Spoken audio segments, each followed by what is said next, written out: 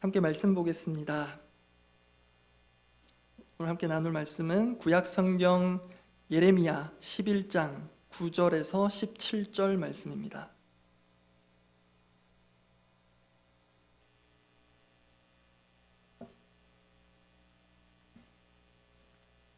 예레미야 11장 9절에서 17절 말씀입니다.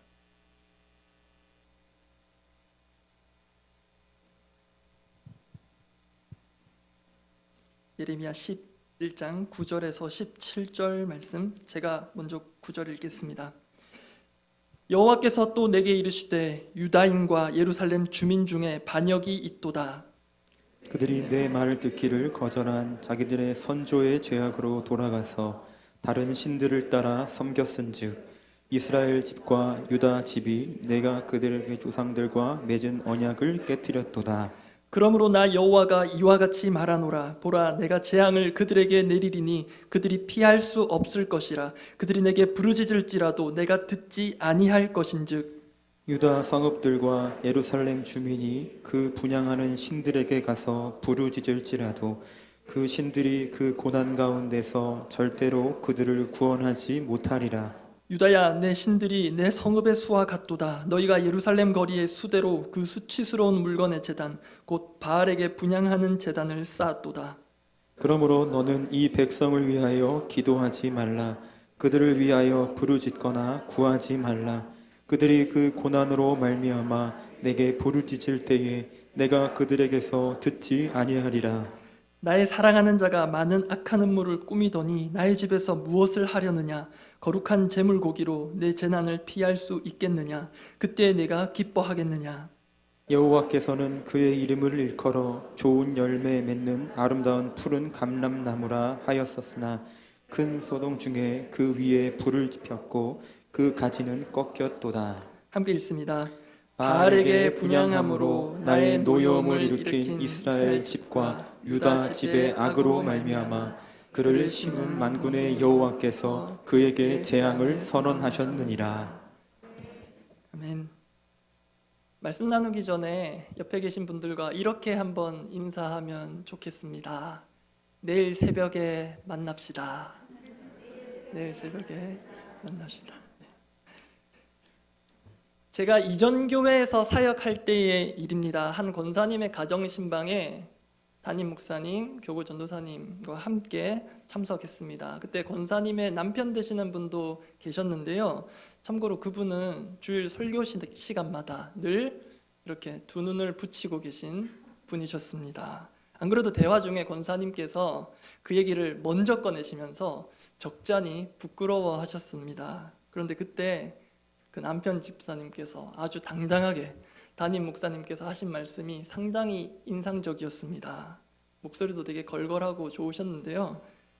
목사님, 저는 주보의 설교 제목만 봐도 설교가 무슨 내용인지 대충 다 압니다. 그래서 주무신다는 말씀이셨겠죠?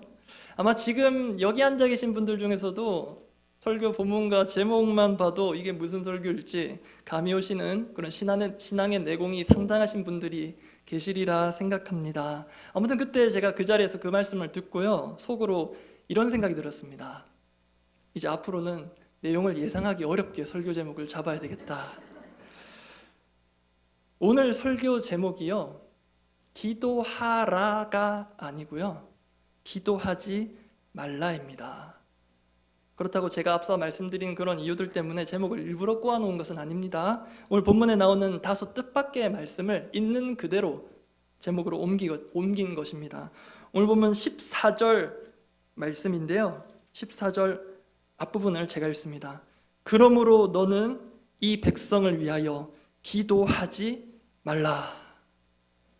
성경에 기도하라는 말씀은 많이 들었어도 특히 쉬지 말고 기도하라 는 말씀도 있는데 기도하지 말라는 말씀 혹시 들어보신 적 있습니까?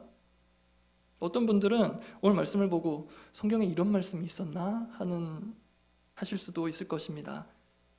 여러분, 만약에 하나님께서 우리에게 기도하라가 아니라 기도하지 말라고 하신다면 그 말씀에 우리가 순종해야 하겠습니까? 불순종해야 하겠습니까?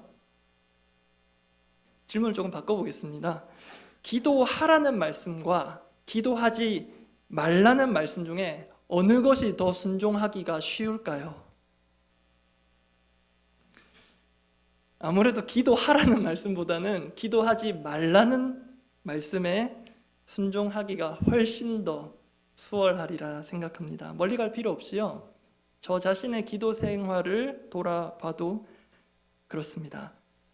제가 예전에 신학대학원 진학을 준비하던 때가 2012년도인데요. 그때 시험 준비를 하다가 이런 생각을 했습니다. 내가 지금부터 새벽 기도가 체질화되지 않으면 신대원에 가지 않겠다.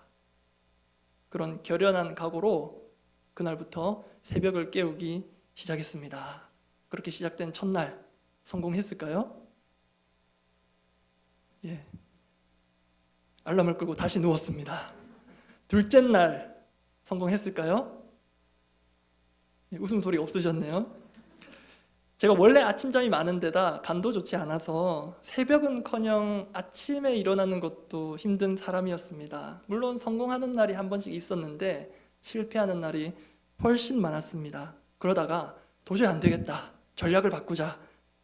저는 저를 깨우는 그 새벽의 알람 소리가 그렇게도 듣기가 싫더라고요. 그래서 어느 날 자기 전에 이렇게 기도했습니다. 하나님, 제가 자다가 알람이 울리기 전이라도 눈이 떠지면 그걸 성령님께서 저를 깨우신 걸로 알고 일어나 보겠습니다. 그런데 신기한 게요, 그때부터 새벽을 깨우는 것이 점점 체질화되기 시작했습니다. 그 시간이 새벽 5시든 4시든 3시든 2시든 바로 일어나서 하루를 시작했습니다. 근데 제가 말씀드리고 싶은 것은 그렇게 어렵게 힘겹게 형성한 기도의 습관이 무너지는 것은 순식간이더라는 것입니다. 휴가 중에는요, 기도도 휴가입니다. 그리고 평소 새벽 기도를 너무 중시한 부작용인지는 모르겠으나 가끔 제가 새벽 기도를 빠지는 날은 거의 기도하지 않는 날이 되는 경우가 많습니다. 그런 저 자신을 볼 때 만약 기도하지 말라는 말씀에 순종하려고 한다면 사실 특별한 수고를 할 필요가 전혀 없습니다. 그냥 내 편한 대로 자동으로 순종이 되기 때문입니다. 그런데 우리는 아무리 기도하지 않고 사는 것이 편하다, 쉽다 하더라도 기도하지 말라고 하시는 그 하나님의 말씀에는 감히 순종할 수가 없습니다. 그래서 저는 오늘 기도하지 말라는 하나님의 말씀에는 과감히 불순종하고자 말씀을 나누려고 합니다. 여러분도 아멘이시죠? 예, 우리 다 불순종하기로 했습니다. 그러면 하나님께서 왜 예레미야 선지자에게 이 백성, 유다 백성들을 위해 기도하지 말라고까지 하셨을까요? 11절 말씀 제가 읽겠습니다. 그러므로 나 여호와가 이와 같이 말하노라. 보라, 내가 재앙을 그들에게 내리리니 그들이 피할 수 없을 것이라. 그들이 내게 부르짖을지라도 내가 듣지 아니할 것인즉. 쉽게 말해 기도해도 소용없을 테니 기도하지 말라는 것입니다. 그런데 보통은 아무리 기도 생활이 약한 사람이라 할지라도 정말 힘들 때는 지푸라기라도 잡는 심정으로 기도합니다. 때로 부르짖기도 합니다. 사실은 일부러 그런다기보다는 그럴 수밖에 없는 상황에 처할 때가 있습니다. 경험해 보신 분은 아마 아실 것입니다. 그런데 그런 상황이라 할지라도 하나님께서 듣지 않으시겠다 하십니다. 문제는 이 말씀이 괜한 엄포가 아니라 진짜라는 것입니다. 하나님께서 듣지 않겠다. 다시 한번 못을 박으셨습니다. 14절입니다. 그러므로 너는 이 백성을 위하여 기도하지 말라. 그들을 위하여 부르짖거나 구하지 말라. 그들이 그 고난으로 말미암아 내게 부르짖을 때에 내가 그들에게서 듣지 아니하리라. 너무 비극적이지만 예레미야 선지자로서도 돌이킬 수 없는 재앙이, 유다 백성들은 결코 피할 수 없는 재앙이 이미 확정적인 상황입니다. 그래서 하나님께서 듣지 않겠다, 너희가 부르짖어도 듣지 않겠다. 그러니 기도하지 마 하신 것입니다. 그러면 이 지경까지 오도록 유다 백성들이 초래한 재앙이라는 게 도대체 어떤 것인가? 오늘 본문은 11절에 등장하는 그 재앙이라는 단어를 기준으로 대략 두 부분으로 나눌 수 있습니다. 11절 앞부분만 제가 다시 읽겠습니다. 그러므로 나 여호와가 이와 같이 말하노라. 보라, 내가 재앙을 그들에게 내리리니. 이 11절부터 뒤 17절 끝절까지는 구분하자면 재앙의 선포에 관한 단락이고요. 그리고 그 앞에 있는 9절 10절은 그 재앙의 원인입니다. 그런데 이러한 본문을 아무리 살펴보아도 이때 유다 백성들에게 이 재앙 자체에 대한 어떤 묘사도 구체적인 언급도 잘 보이지가 않습니다. 다만 역사적인 정황상 그리고 이 예레미야서의 문맥상 이 돌이킬 수 없는 재앙이라는 것은 바벨론 제국에 의한 유다의 멸망을 가리키는 것으로 볼 수 있습니다. 그리고 실제로 그 재앙은 현실이 되었습니다. 그런데 유다 백성들이 당면할 그 재앙은요, 오늘 본문 당시의 시점으로 보면 아직은 먼 훗날의 얘기입니다. 실제로 당시 예레미야 선지자를 통해 주어지는 하나님의 경고와 심판의 메시지에 유다 백성들은 콧방귀 뀌는 분위기였습니다. 이 평화로운 시대에 다들 평안하다, 평안하다 하는데 무슨 멸망이라는 거야? 재앙은 무슨 재앙이야? 급기야는 국가적 재앙을 선포하는 예레미야에 대해 극도의 반감을 품고 심지어 그를 제거하고자 하는 자들이 나오는데 그게 오늘 본문 뒤에 이어지는 내용입니다. 이렇듯 하나님께서 예레미야를 통해 선포하신 그 재앙이라는 것이 오늘 본문의 시점의 기준으로는 아직 유다 백성들에게 와닿지 않는, 오지도 않을 것처럼 보이는 그런 상황이었습니다. 설령 나중에 그런 상황이 온다 하더라도, 그런데 유다 백성들에게 있어서 진짜 재앙이라는 것은 따로 있었습니다. 그게 무엇이냐면 이미 앞에서 말씀드렸습니다.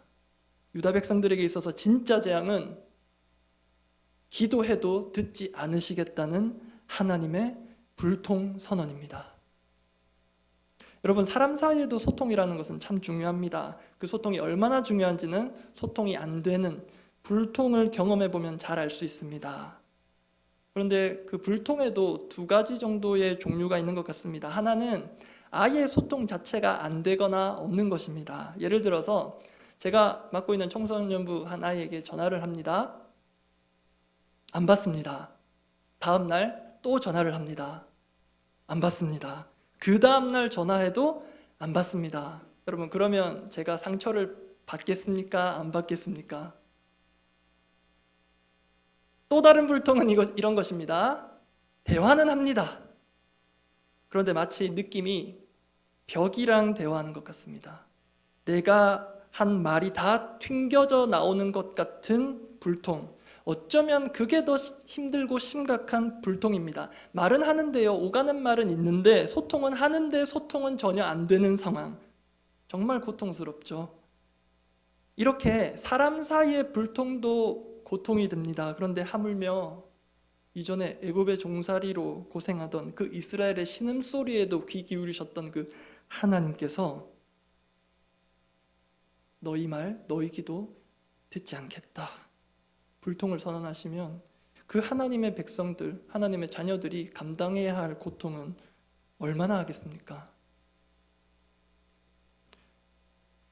우리가 지난 6일간 전교인 회복 새벽 기도회라는 이름으로 모여서 기도했고 앞으로 6일도 기도할 것입니다. 오늘 말씀의 이 대목과 관련해서 우리가 회복해야 할 것 하나가 보였습니다. 표현이 조금 이상할 수 있는데요. 우리는 하나님과의 불통으로 인한 고통을 회복할 필요가 있습니다. 우리가 본당에서 함께하는 공적인 기도의 자리든 각자가 개인적인 골방에서 갖는 기도의 시간이든 만약 우리가 하나님과 아무런 소통도 없이 살아간다면, 그럼에도 아무런 문제도 고통도 감지가 안 된다면, 오히려 너무 편하다면, 그것은 우리가 현재 건강하지 않은 성도임을 보여주는 명확한 증상입니다. 혹시 하나님의 불통선언이 있기 전에 이미 우리 편에서 먼저 하나님과의 소통의 시간이 점점 줄어들고 사라지고 그러한 자리를 떠난 지 오래이신 분 혹시라도 계십니까? 그런데 그러한 상황이 편한 게 아니라 실은 고통스러워야 함을, 또한 오늘 말씀처럼 하나님께서 우리의 기도를 듣지 않으시겠다는 것이야말로 고통스러운 재앙임을 기억하실 수 있기를 바랍니다. 하나님과의 불통은 재앙 중에서도 재앙입니다. 그러면 본문에서 유다 백성들이 이 재앙 중의 재앙인 하나님의 불통을 초래하게 된 이유가 무엇일까요? 그 이유가 9절과 10절에 나와 있습니다. 9절은 제가 읽고 10절은 함께 읽어보겠습니다. 여호와께서 또 내게 이르시되 유다인과 예루살렘 주민 중에 반역이 있도다. 함께 읽습니다. 그들이 내 말 듣기를 거절한 자기들의 선조의 죄악으로 돌아가서 다른 신들을 따라 섬겼은즉 이스라엘 집과 유다 집이 내가 그들의 조상들과 맺은 언약을 깨뜨렸도다. 유다 백성들이 이 재앙을 초래한 원인 네 글자로 압축하면 언약 파기입니다. 그리고 그 언약이 파기되게 만든 유다 백성들의 결정적인 위반 행위는 방금 읽은 10절 한가운데에 있습니다. 다른 신들을 따라 섬겼은즉, 하나님께서 유다 백성들을 향해 기도하지 말라, 듣지 않겠다, 엄중히 불통을 선언하신 이유는 유다 백성들이 먼저 하나님 말씀 듣기를 거부하고 돌아서서 다른 신들을 따라 섬겼기 때문입니다. 그렇게 그들이 하나님과의 언약을 깨뜨려 버렸기 때문입니다. 이 언약이 깨졌다라는 것, 여러분에게는 이것이 얼마만큼의 충격으로 다가오는지 모르겠습니다.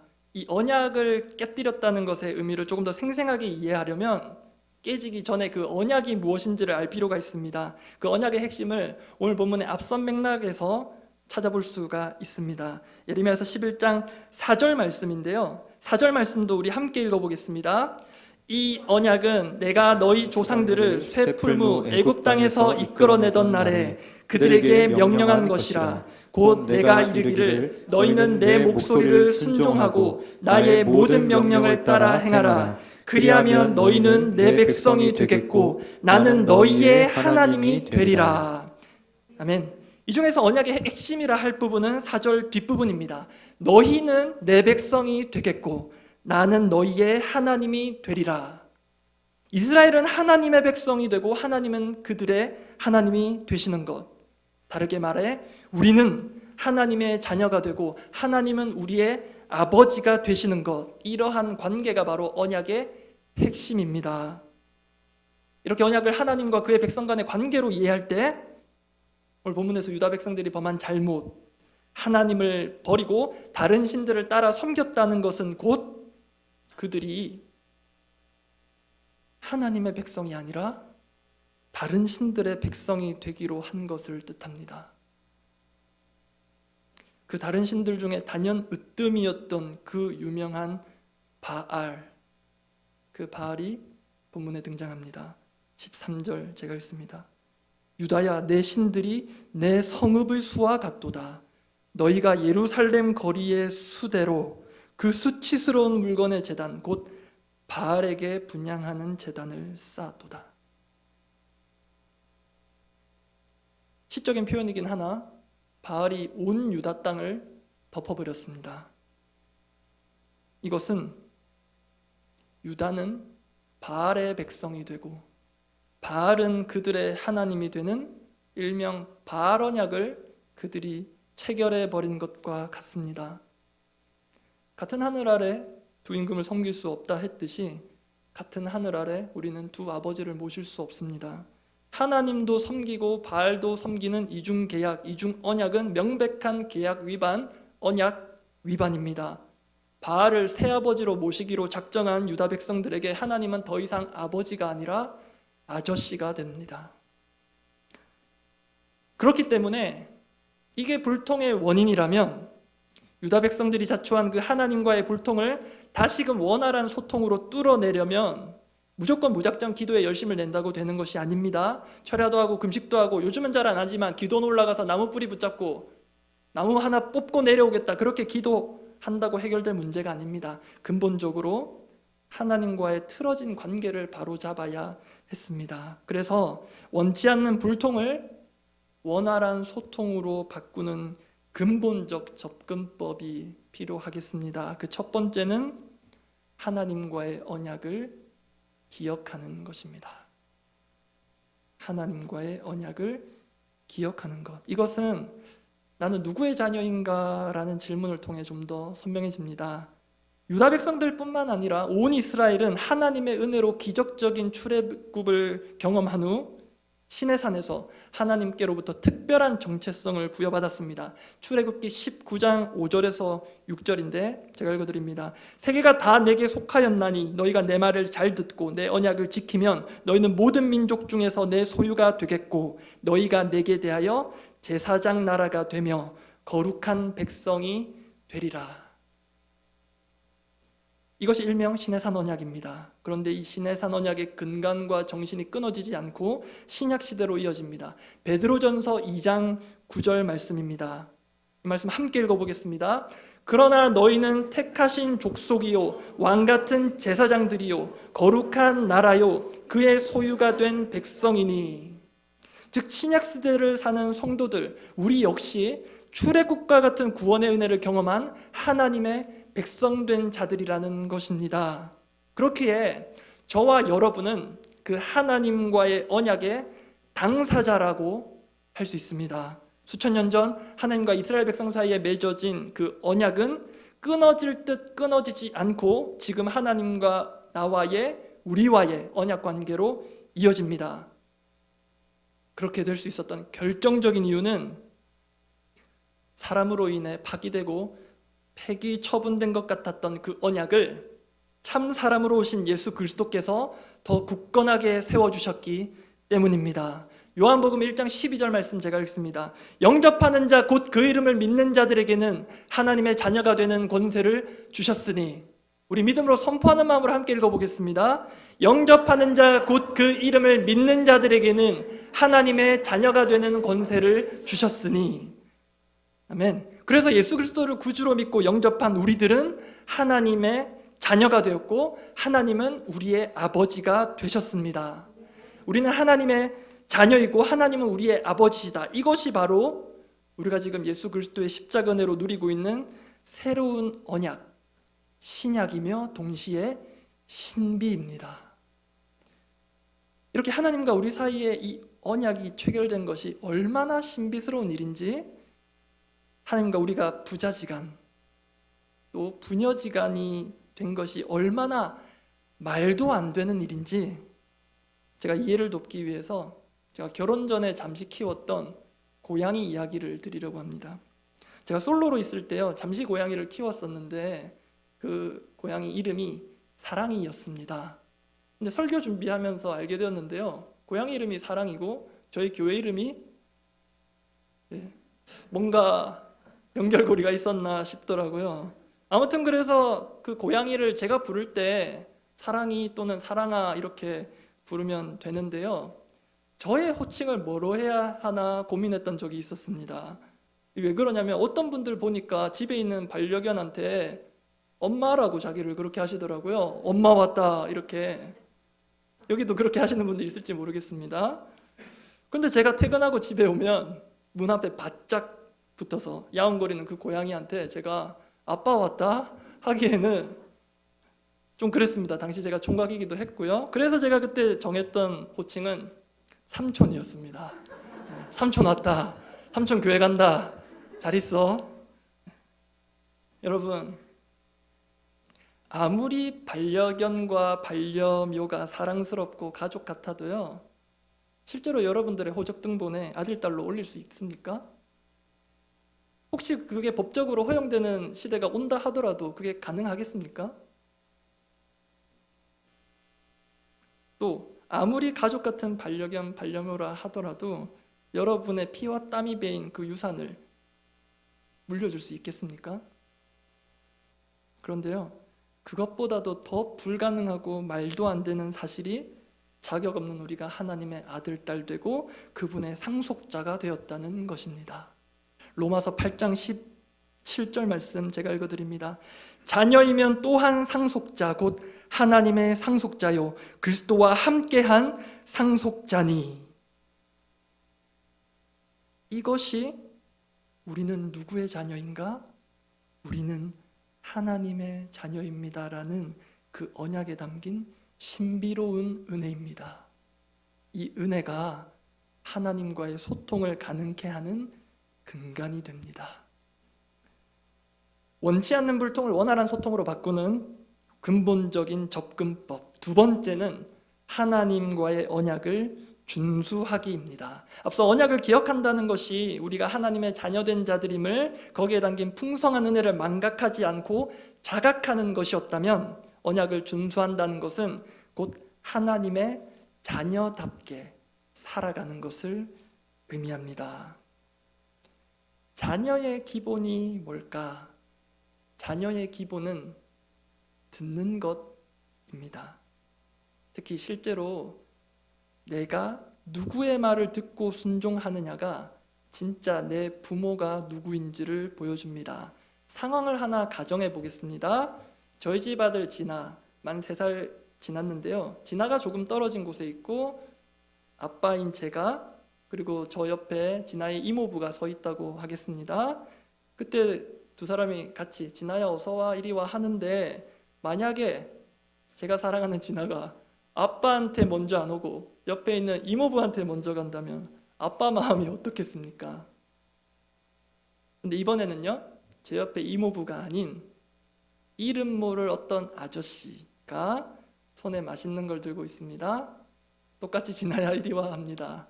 누구한테 갈 것 같습니까? 아빠라고 하신 분 감사합니다. 그런데 그때 만약에 진아가 아빠가 아닌 이름 모를 아저씨한테 먼저 달려간다면 이거는 큰일입니다. 웃을 일이 아닙니다. 그런데 이 큰일 날 일을 유다 백성들이 했다고 하나님께서 말씀하십니다. 본문 10절입니다. 제가 읽습니다. 그들이 내 말 듣기를 거절한 자기들의 선조의 죄악으로 돌아가서 다른 신들을 따라 섬겼은즉. 유다 백성들이 다른 신들을 따른 이유는 예레미야서 전체를 볼 때 자명합니다. 아니, 조금만 봐도 알 수 있습니다. 그 이유는 다른 신의 손에 있는 그것이 하나님보다 훨씬 더 매력있고 그게 내게 실질적인 유익을 가져다 준다고 믿었기 때문입니다. 우리 모두는 지금 하나님의 말씀을 듣는 마음으로 예배하며 이 자리에 앉아 있습니다. 그런데 사실 우리가 가진 믿음의 실체는 예배하는 이 자리보다는 삶의 현장에서 또 결정적인 순간에 드러날 것입니다. 그런 우리 인생의 중요한 순간마다 특히 나에게 있어 득과 실에 영향을 미칠 사람이나 어떤 존재 앞에서 우리가 지금도 듣고 있고 지금까지 들어왔고 제목만 봐도 알 것 같은 그 하나님의 말씀이 우리에게 얼마나 큰 영향력을 행사하고 있습니까? 우리가 정말 하나님의 자녀로서 예배의 자리에서 말씀을 듣고 새겨듣는 정성을 넘어서서 삶 속에서 듣고 순종함으로 진짜 내 아버지가 하나님이심을 나타내고 있습니까? 아니면 혹시 하나님의 말씀이 각각 분야 전문가들의 말보다 현저히 못한 것으로 하나님의 말씀이 세상을 몰라도 너무 모르는 순진한 소리로만 들리고 있지는 않습니까?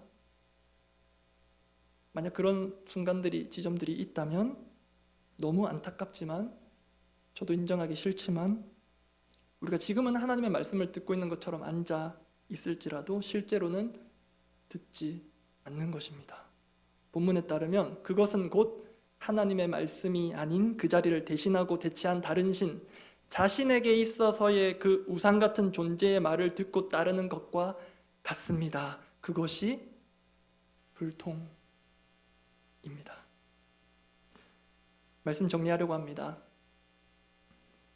정교인 회복 새벽 기도의 전반전을 마치고요, 후반전을 앞둔 하프타임 같은 이 시점에서 필요한 것은 우리의 기도를 점검하는 것입니다.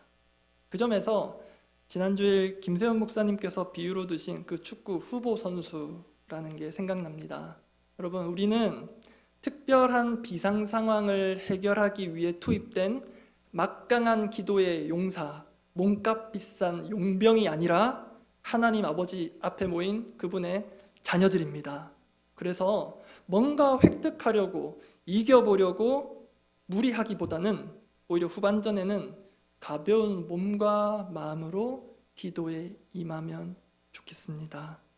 우리가 하나님의 자녀로서 함께 이 경기에 뛸 수 있다는 것, 아버지의 이름을 마음껏 부를 수 있다는 것만으로도 감사하며 그 기도의 필드, 그라운드를 마음껏 누리고 누빌 수 있기를 바랍니다. 그게 하나님의 언약을 기억하며 기도하는 것입니다. 그리고 혹시 전반전에서의 우리의 기도가 뭔가 잘 안 되고 잘 안 나오는 것 같다면, 하나님 앞에 뭔가 막혀 있는 것 같았다면, 그것은 내 기도가 약해서 그런 거라기보다 오늘 말씀대로 하나님 자녀로서 우리의 삶이 너무 연약하거나 심지어 완악하여 그럴 수 있음을 기억해야 하겠습니다. 특히 하나님의 말씀을 듣는 듯 하나 듣지 않고 내 원하는 대로, 내 하던 대로, 내 마음대로 내 답을 정해두고 기도하는 것에 전념해 왔다면 후반전에는 입이 아닌 귀로 기도해 보기를 원합니다. 기도는 듣는 것에서 시작합니다. 그리고 그 듣는 기도는 하나님의 말씀을 늘 새겨 듣고 그대로 순종하는 우리의 삶에서부터 시작됩니다. 그게 하나님과의 언약을 준수하는 자로서의 기도입니다. 그렇게 기도하지 말라는 하나님 말씀에 과감히 불순종하여 하나님과의 그 불통의 고통을 끝내고 소통의 기쁨을 만끽하는 더사랑교회 모든 성도님들이 되시기를 바랍니다. 아멘.